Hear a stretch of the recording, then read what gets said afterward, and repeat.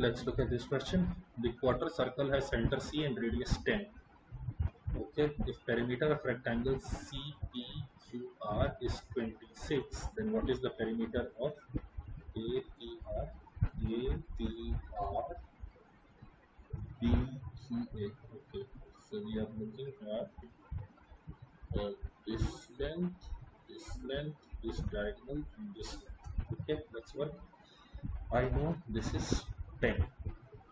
Okay, perimeter of rectangle CPQR is 26.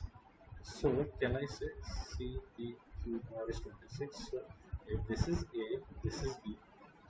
A square plus B square is equal to 100, and A plus B is equal to 30. A plus B is equal to 30.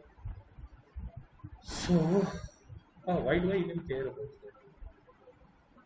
Why do I even care about that? I know this is 10. Oh, I care about this because this is 10 minus, this length is 10 minus A. Sorry, this length is 10 minus A. This length is 10 minus B. Okay.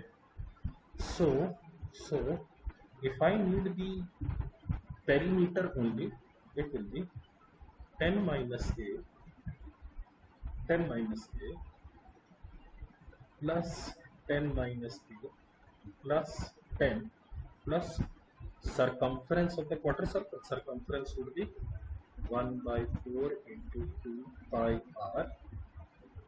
1 by 4 into 2 pi r. I have the r being 10. Okay, so cancel. I get 5 pi here. Okay, so I have 30 minus A plus B plus 5 pi. Wonderful. A plus B I already know to be 30. So my final answer will be 17 plus 5 pi, which is option B. I was going down the trap of, or the rabbit hole of, trying to identify precise value of A and B, which is not really required in this question.